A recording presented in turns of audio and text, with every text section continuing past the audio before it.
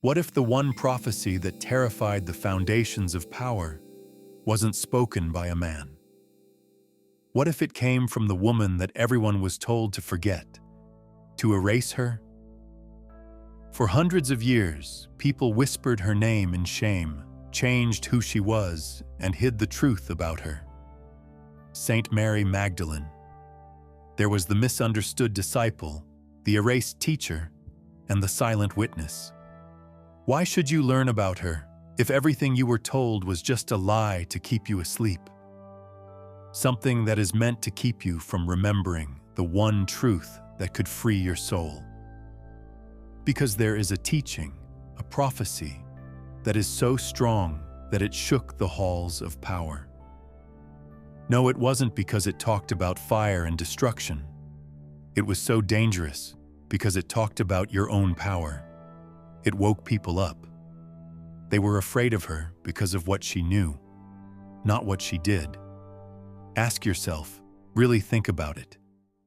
Why do powerful people always shut down people who talk about inner freedom? This is true no matter what age. Why does the deepest truth always sound like defiance until it's all you can breathe?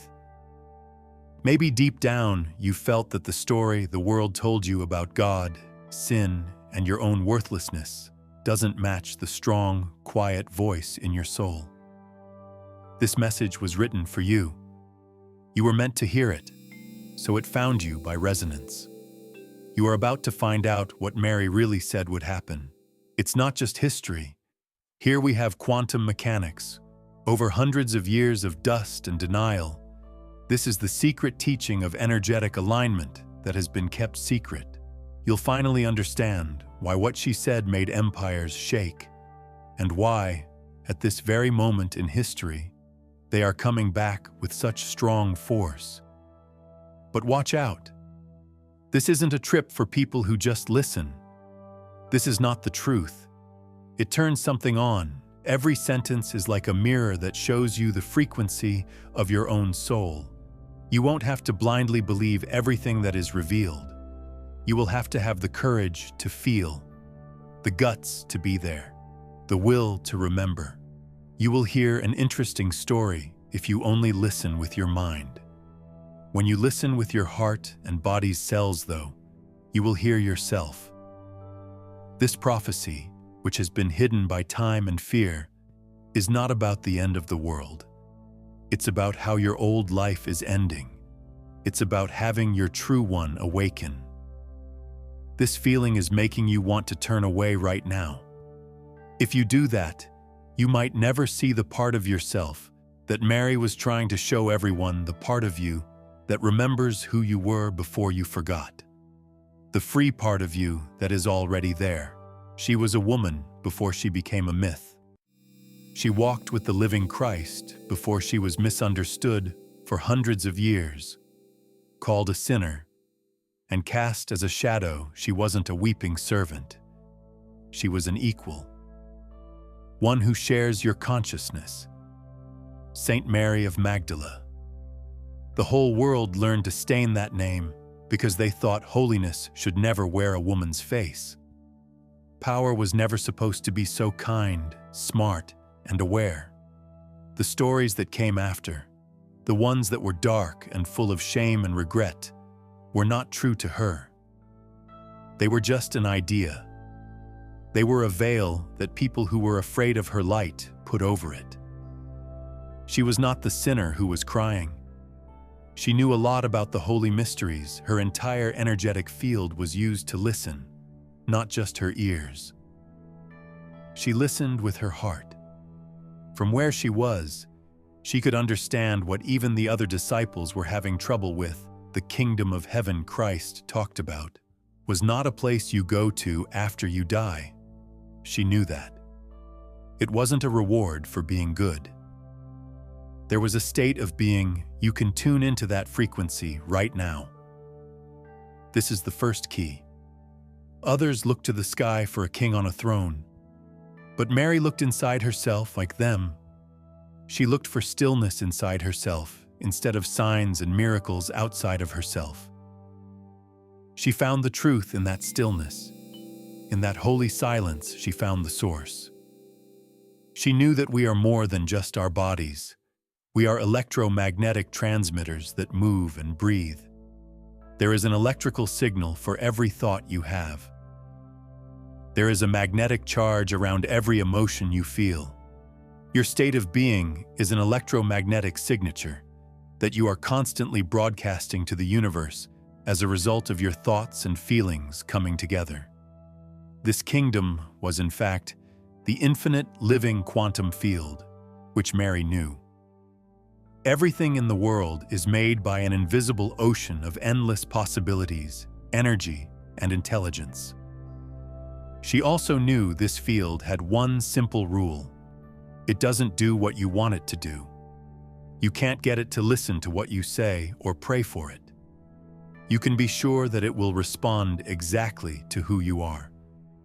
The frequency you are broadcasting has an effect on it.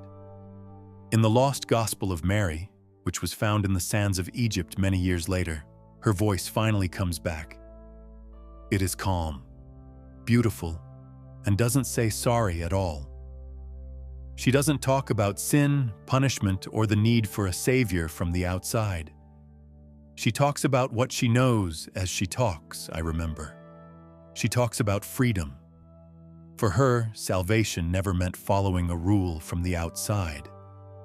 Remembering your inner truth was what saved you, women in the room, who were still stuck in the old frequency of fear and hierarchy, said she was dangerous.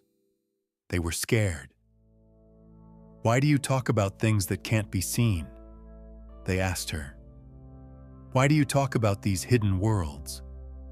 She replied, because I've seen them. I've seen them where you haven't looked yet. That's what made them shake, not her body, not her past, but her mind, her coherence. Because she knew that in this quantum truth, they no longer had the power to give it. It wasn't held in a temple, a book, or by a priest anymore. Everyone should remember it. It was your birthright. She did not become a new queen or a new religion. It was the rise of consciousness itself. It was the realization that you, with the energy you possess, are the one collapsing reality from the quantum field. Because she knew this, they told her she wasn't allowed to be there. They said her words were too strange to be from God and too freeing to be safe. Still, they weren't able to burn them all. It was impossible to destroy the frequency she carried. It had to wait. There is a vision hidden in the broken pieces of her gospel. It is both a memory and a revelation. After the cross, Mary talks to the disciples. They are scared, lost, and shaking. Their leader is gone, and everything they knew has fallen apart. There is a frequency of fear, grief, and confusion in them. She doesn't cry, though. She's not lost. She is in the middle. She makes sense. In her story, she talks about a vision she had and a message she got from the living light itself. She told them that the Savior had made them ready for everything. Then she spoke the words that would destroy all power for 2,000 years going forward. There is no sin, she said. You can only forget things. Feel those words in your body, not in your head, but in your heart. There is no wrongdoing. Forgetfulness is all that is there. Those words shook that old room like thunder, and they still have the same scary power in our world today. No sin. Then what does guilt do?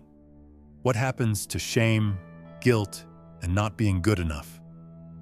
What will happen to the system of rules, authority, and obedience that is based on the idea that you are flawed from birth and need something outside of yourself to fix you? It all falls apart. Who would kneel if people remembered that divine spark inside them and that they are not separate from the quantum field, but are the quantum field expressing itself as a person? Why would someone beg? Why would someone feel less than? She said that would happen. The message was not one of destruction. It was a prophecy to remember. She understood that sin was just a word for a state with a low frequency. It was what the old self looked like. You are not morally flawed when you feel guilty, ashamed, scared, or blamed. They are frequencies that are practiced. Because you've been running these habits and programs for so long, you've forgotten that they are not you. That's what forgetfulness means. It's just the way people are. What it's like to wake up every morning and feel like you're back in the familiar feelings of your past before your feet even hit the floor. Dr. Joe Dispenza says that you are hooked on the identity of your old self. You forgot that you are the awareness that is watching the show. You know what to do now. You've lost sight of the fact that you are the broadcaster and become one with the static. This forgetfulness has been a heavy load for you to carry. It's the way your chest feels tight. This voice says things like, "You're not good enough, don't get your hopes up, and it's too risky." That's not you. That is what the program of forgetfulness does. That's your old self-identity, which you made to get through pain, protect yourself from being rejected, and stay safe by being small, as Mary Magdalene said. There would come a time when everyone would finally wake up from this dream. A time when both men and women would remember where they came from, and that God doesn't live in stone temples or churches with golden roofs, but in their own hearts. Their own heart's coherence. She saw an age, not of fire and brimstone, but of finding out more about herself. A time when the soul could finally see through the 7 layers of illusion, and people would rise again when those veils fell. Not through anger or war, but by waking up, by making a quantum leap in consciousness. It was never her intention for her prophecy to bring down kingdoms. It was meant to break them up. Because an empire, a structure of control, or an outside authority can't rule a person who has remembered their own light. Mary's dream wasn't just a promise, it was a plan. She wrote her gospel while she was buried in the sands of Egypt. It told of what she saw beyond the veil, the path the soul must take, not just after death, but now, in this life. It's a trip through 7 powers, or veils. Every one of them is a guardian of illusion and your old self. But there is a secret that lets you do anything. Those powers don't exist out there. They are not outside demons. They are inside us.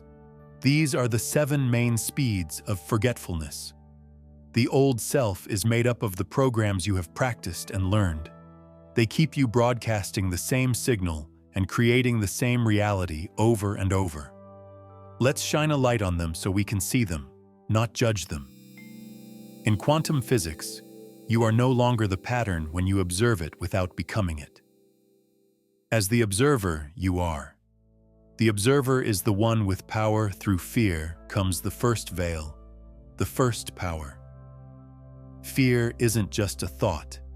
It is a real state that can be measured. For survival, it's the frequency.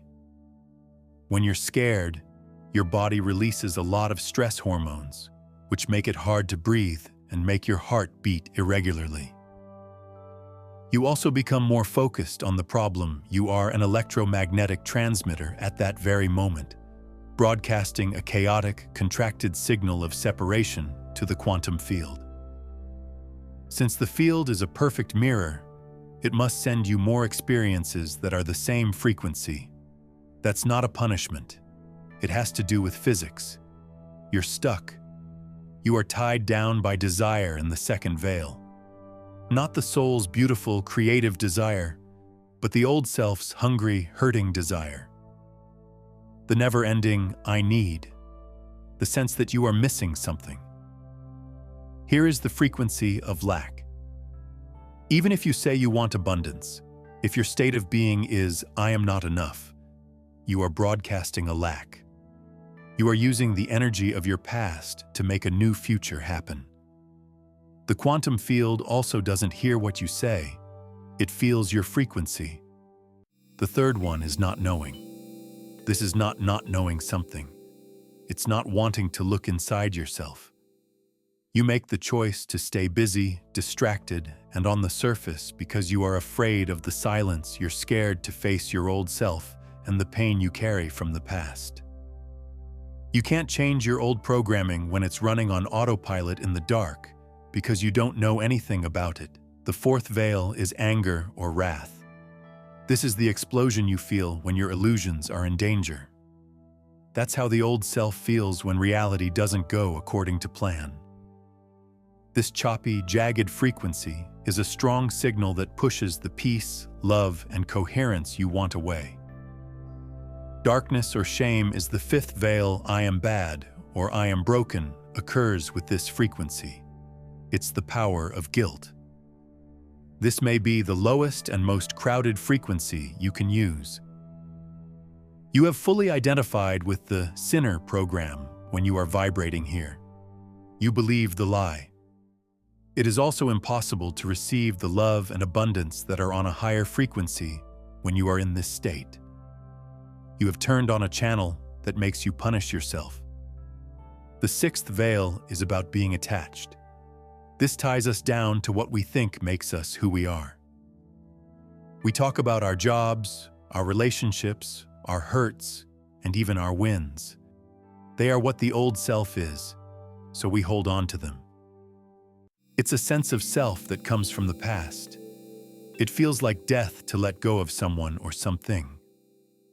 So when we send out this frequency of holding on, the quantum field keeps us stuck, so we can't move into the new, unknown reality that is waiting for us, and pride is the seventh and last veil. It's this subtle trick that the spiritual self plays on us. This is the voice that says, I know what to do. This is the part of us that judges people who aren't awake. That being said, this is also a frequency of separation. It is easy to forget that we are all parts of the same eternal light. We are all just remembering at our own speed. Mary taught that the soul must remember in order to get through these layers. Not the rules of the world, but where it all began. As these frequencies rise, it must watch them without becoming them. It needs to thank them for what they did and then let them go. This is how you break free from the energy pattern of the past. When we shined a light on these seven veils, you may have felt one or two of them come alive. You could have felt the energy of that old program as fear, shame, or pride. That's fine. Confirmation comes from that feeling. You can't let go of something you won't see. Let's make this being aware of something a strong act. These illusions can no longer use you. Let the quantum field and every cell in your body know this. Just write one strong word in the comments. Seen. This is what you say as the observer. Looking at the old pattern, you, as the risen consciousness, are telling the universe, I see this, and because I see it, I am no longer it. You are taking back your power from the program. You get it now. You can understand why her words made empires shake. They were scared because the prophecy wasn't telling them to build a new church. It was a call to get rid of the need for one. Picture a woman standing in front of men who were making a structure, a hierarchy, a system to define God. She says, "You do not need me," with the calm certainty of someone who has seen. You don't need a man. This building is not needed by you. All you have to do is remember, it wasn't just heresy. Freedom was gained. It was an assertion of spiritual and energetic power. Power had been a chain that looked like salvation for hundreds of years. The idea behind it was that gods were up there, far away, and separate from people. It taught that you can only get to heaven by submitting, obeying, and admitting that you are not good enough on your own. You had to think you were broken in order to fit into this structure. To work, you had to be in a low-frequency state of fear, shame, and guilt. Why? to keep someone in line when they are scared. If someone feels like they are not good enough, they will always look for someone else to save them. What Mary taught, though, this gnosis or divine knowing, spoke of a truth that quickly threw these systems out of date. She taught that obedience doesn't lead to the divine. Remembering what it means brings it to life. Her words got rid of the need for order. Now imagine that everyone has the divine spark and can connect directly to the quantum field. What would happen to the gatekeepers? Who has the key to the kingdom of heaven if it's inside you? Yes, you do. The early church fathers knew that this truth could not last in the light of day because they were building a structure to keep power and order. Too much change was made. It was too easy. Your heart, your energetic field, and all of your power, responsibility, and divinity were put right back into your hands. So they buried her. They had to. They had to shut down the voice that said the structure wasn't needed. In order to keep their structure up, they made the teacher look like the bad guy. The wise master of frequency was changed into the fallen woman. They used the voice of truth to teach them a lesson in shame. It is never, ever possible to kill a truth, though. It only buries it deeper, where it waits in silence and grows roots. They were scared by the prophecy because it said that one day, people would no longer fear their creator and would instead join forces with it. It was a vibrational state of coherence that could turn every soul into its own temple and was not mediated by ritual or rule. Nothing threatens power based on fear like self-realization, as history has repeatedly demonstrated.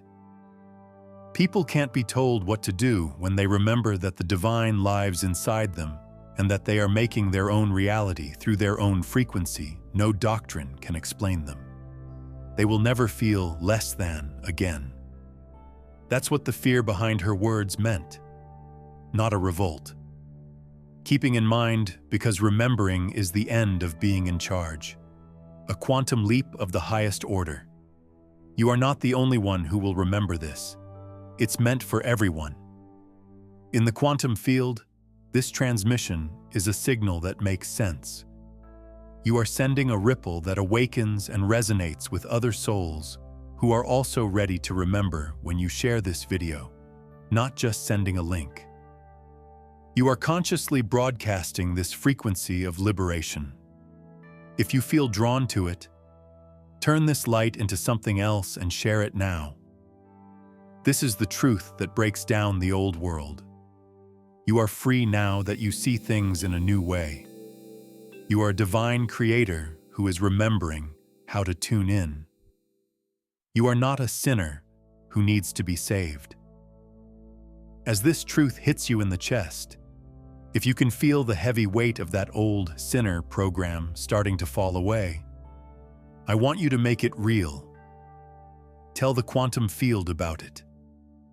I am not broken. Write in the comments. I forgot all about it. This is more than a comment.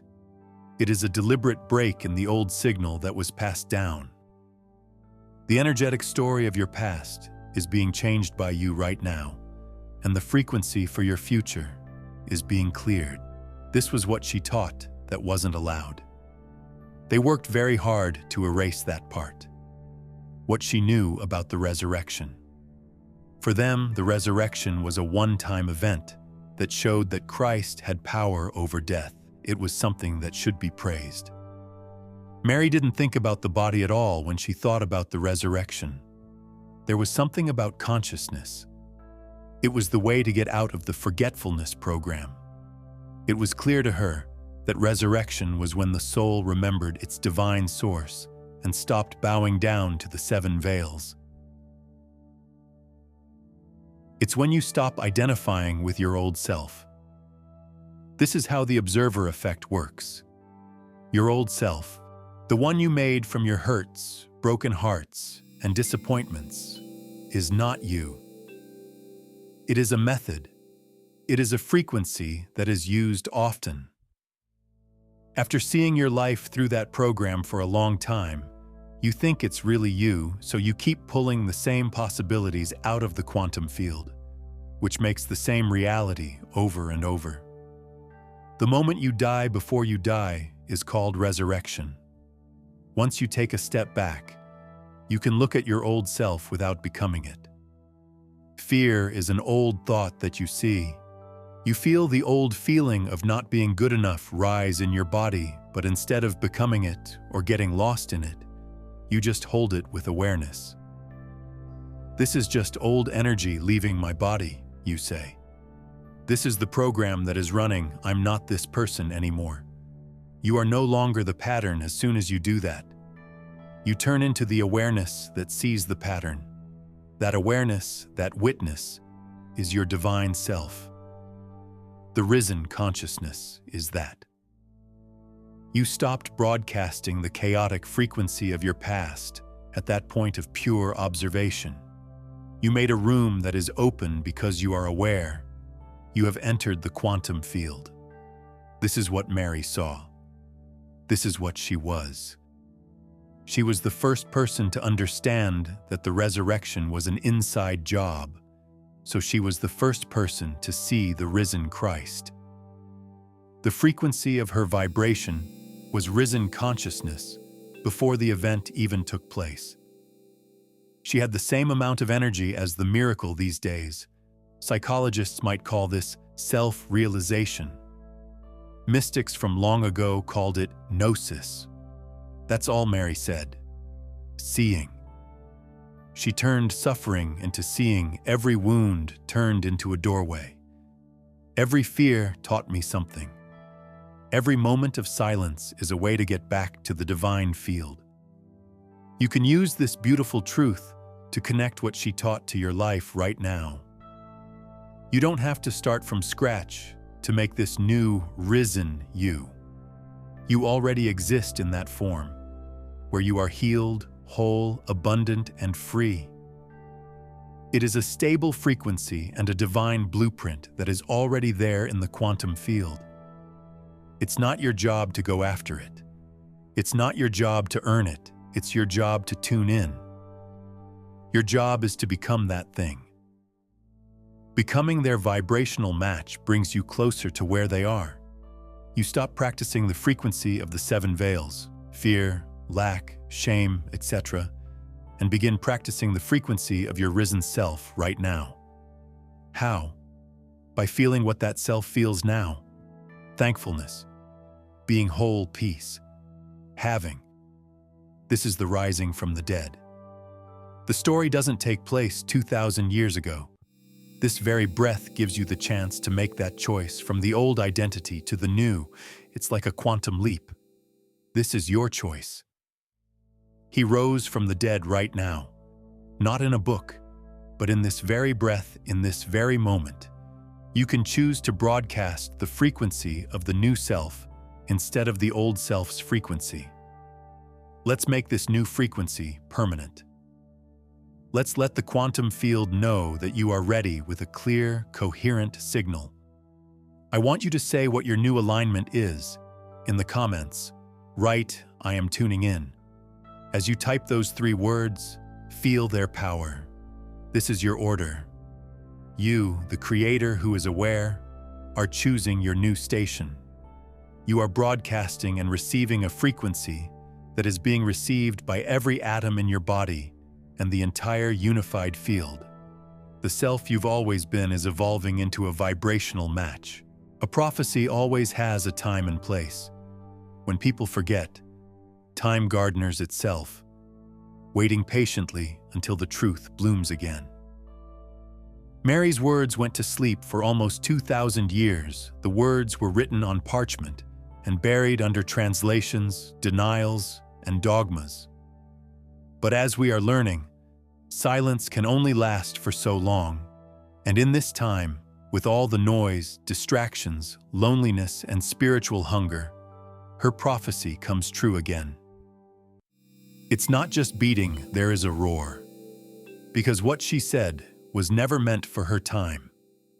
they were meant for ours. She saw a time when people would become so caught up in their own inventions that they would drown.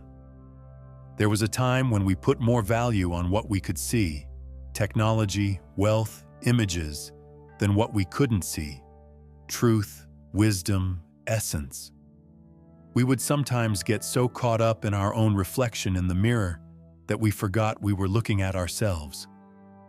Doesn't that sound like the world we live in now? In spite of the chaos, she saw that something good would come from it, that souls would start to turn inward again, one by one. They would get sick of the static and the show that spreads fear and division.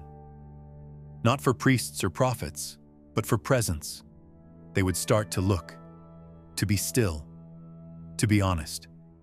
Now is that time. Do you feel it? It's in the quiet rebellion of people who choose to be mindful over crazy, picking kindness over competition, picking consciousness over buying things. The divine feminine is coming back.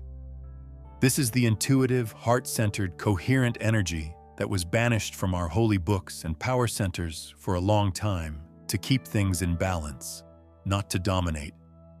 To heal the masculine, not get rid of it. To meet up with it again. These days, people remember things. The prophecy is not a sign that something bad will happen. It's a call. Remind yourself that the light you've been looking for in everyone and everything else has always been inside you. It is what we are going through right now that Mary meant when she talked about the soul's resurrection, the awakening of consciousness across the whole world. Every spiritual practice, mystical poem, and inner voice that has ever told you, this has the same message. There is more to you than this. You're more than just your body and your fear. Because she saw the future, the church shook. It wasn't a future run by priests, but by awareness that future is now here and now. It's getting stronger through you. It's coming up through me. It's rising through everyone who is brave enough to stop, take a deep breath, and look within instead of upward. The dream didn't go away. It sat there, patient and eternal. It didn't let go until everyone was ready to hear her voice again. People who have the ears and the heart to listen can now hear that voice that was once shut down. For hundreds of years, her name was only mentioned in scary sermons. Her truth was locked away in vaults that were not meant to be opened. Her gospel was buried. Truth, on the other hand, is alive. It is a force. A frequency is what it is. It also can't die. It does nothing but wait. During the late 1800s, pieces of her lost gospel were found deep in the sands of Egypt. Pages that were easily broken, but they lived on like quantum echoes that wouldn't go away. The Gospel of Mary was not a story. It was a voice, the voice of a woman, clear, calm, and not messed up by time. It talked about visions, the journey of the soul, and inner freedom, words that were the same as Christ, but were left out of the official story. Why? Because they made salvation about the person. They got rid of the need for spiritual go-betweens. They gave you back the keys to the kingdom right away. They tried to erase her more than once, but she kept coming back. In literature, art, and the quiet chatter of people who are looking. Every 100 years, her image got better. Not the sorry sinner anymore, but the wise witness. The first people to see Christ after he rose from the dead. The first ones to realize that resurrection wasn't about dying, but about waking up, and maybe that's why they were shaking. They buried her body in stories, but her truth, or frequency, escaped into the infinite. It stayed out of sight. It was hidden in the minds of those who still paid attention. Whenever you doubt what you've been told, every time you pick love over fear, every time a soul is brave enough to remember how divine it is, Mary's gospel talks again. They made her voice quiet. However, they were unable to stop the echo. Her predictions were never meant to be scary. It was a whisper of something remembered. A message for people who have forgotten who they are. It was her teaching that salvation doesn't come from other people, but from remembering yourself. The divine does not emerge from the clouds.